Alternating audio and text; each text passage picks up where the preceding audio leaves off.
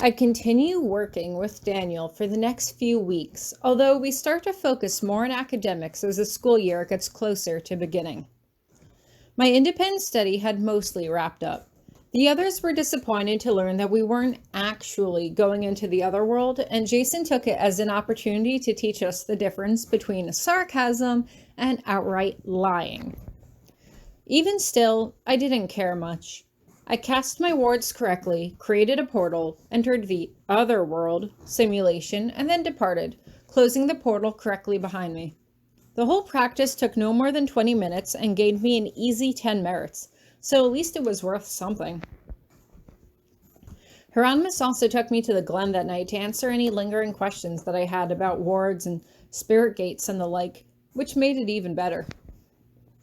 But what didn't seem better was the fact that the school year was rapidly approaching, and I wasn't the only one who was feeling the looming pressure. Ellen, Donald, Virginia, and I all sat around on the bleachers outside the faculty hall, trying to figure out what to do with our time now that our independent study was over. "This blows," Virginia says as she rolls around in the grass. "I was really looking forward to meeting Jason's mom, too." "Tell me about it," Donald echoes. "I still don't know what a chipoodle is." "I thought we were really going into the other world," Ellen agrees.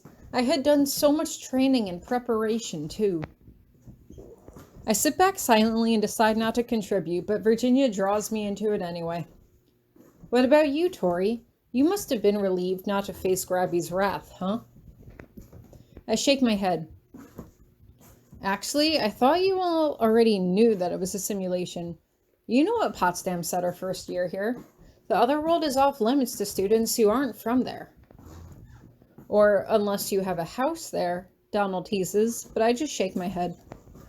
"Jason told us about it," Ellen pipes up. "Professor Grabiner has a home in the other world, Ravane Cottage. Since you're married, that makes it your home too." "Yeah, you can go there whenever you want," Virginia says. "So why haven't we been there yet?" "It's his family home," I say hotly. I know I'm going to have to tell Grabby that Jason has been gossiping about him to students again, but that was not a conversation I was looking forward to having.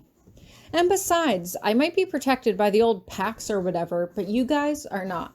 Jason wants to make it seem like the other world can be an exciting place, but Violet was older than us, her magic was more advanced than ours is, and she still died. It's not worth the risk.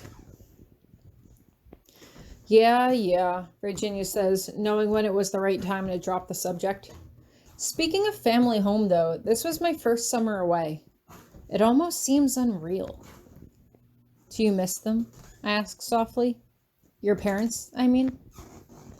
"Yeah," Virginia says as she glances at Donald. "What about you? You spent all summer here last year in summer school. Was this year any better?" "Only because I have you around to play pranks on," Donald teases. "But I do miss home. Maybe we should all go back for a week or two before school starts. Even I passed the independent study. That should earn me at least a few weeks off detention in Grabby's book." "Hopefully," I agree. "He can use a few Saturdays off. He's been piling on more and more work for himself. He needs a break too." "Actually, Tori," Virginia pulls herself into a seated position as she turns to face me. "I was thinking that you should come home with us." "What?" I ask. I expect the others to look surprised, but they're all looking at me expectantly. "What's brought this on?" "Well, Ellen always spends holidays with us," Virginia says. "And we always have members of the community staying over, but none of them have ever met you. My parents have never met you, and we lived together for 2 years.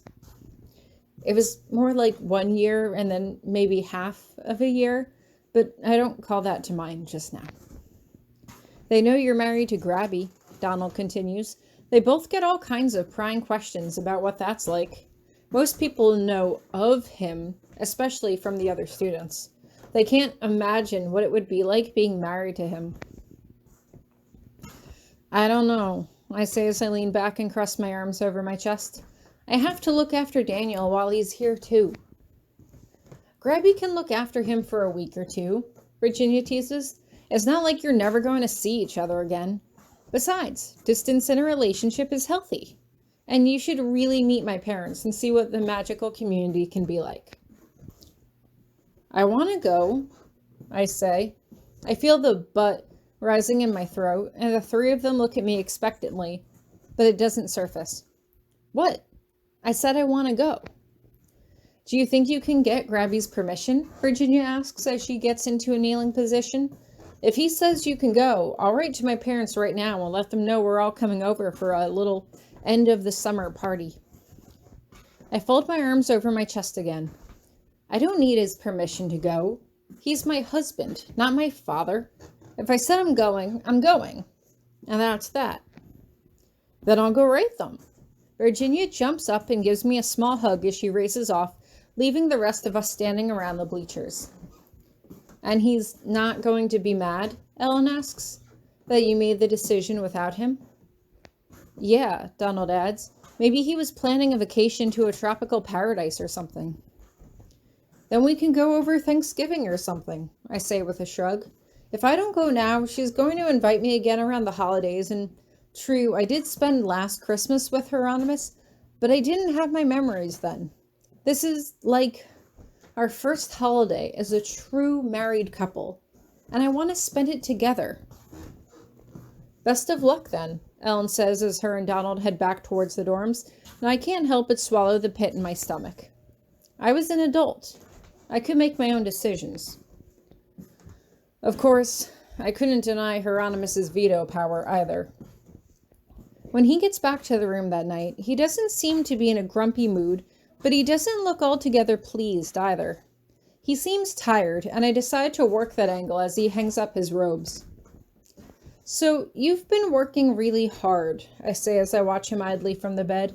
I was thinking, it must be really stressful to come back to me every night and answer all of my questions about everything. We've been together all summer, and you haven't had the place to yourself in a while.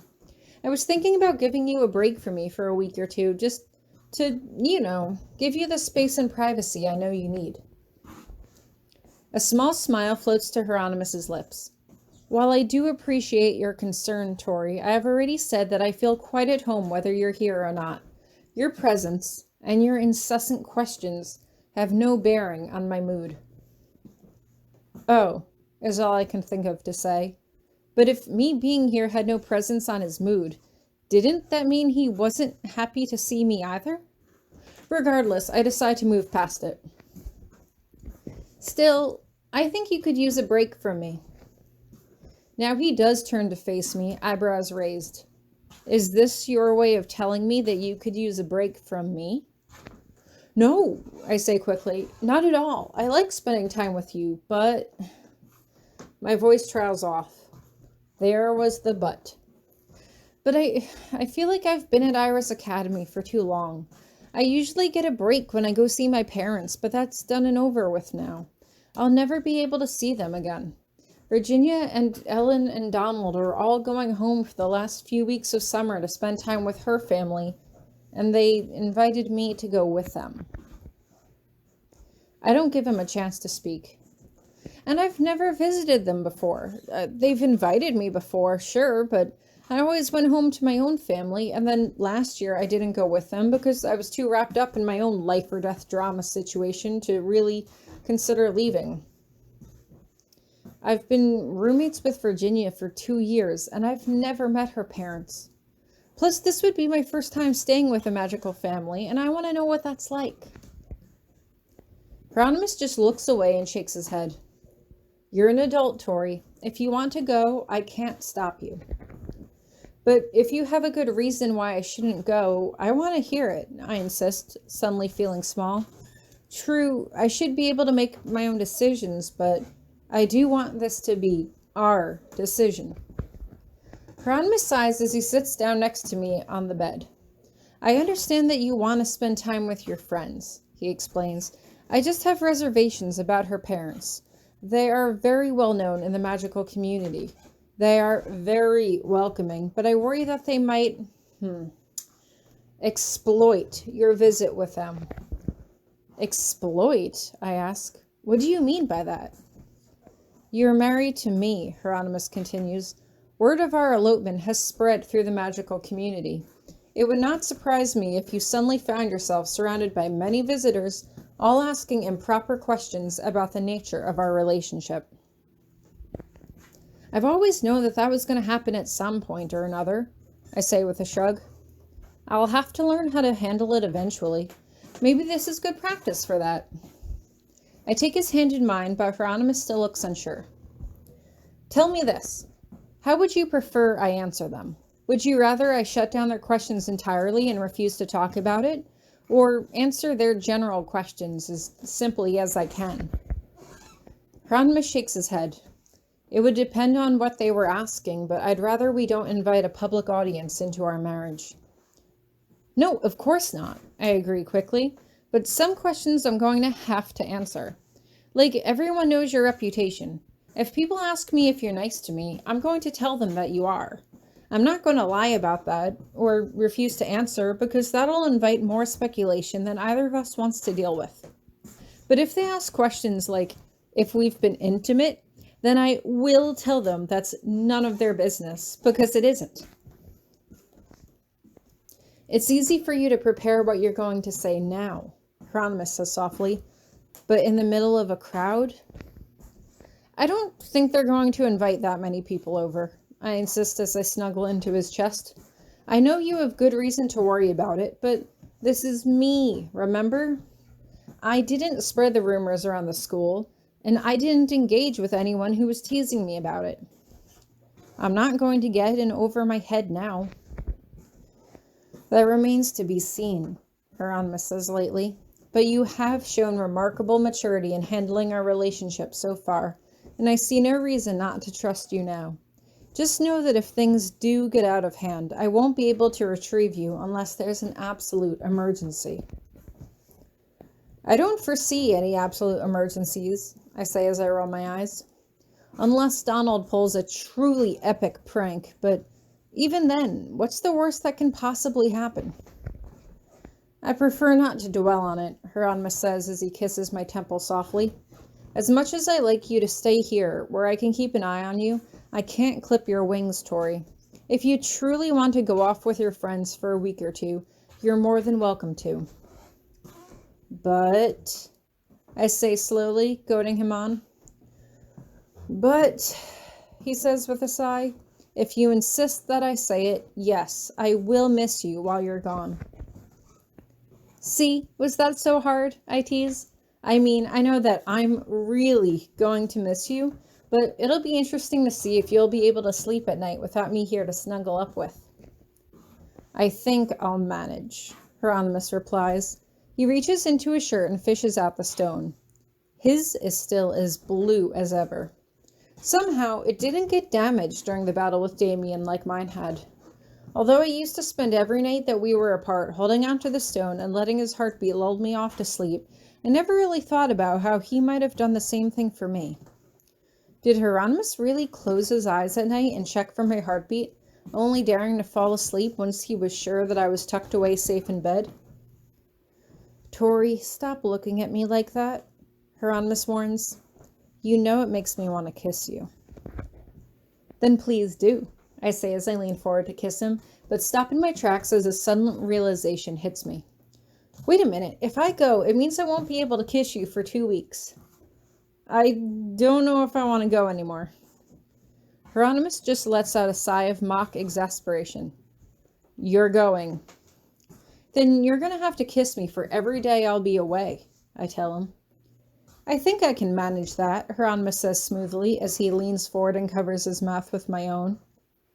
1, 2. I stop counting after 10.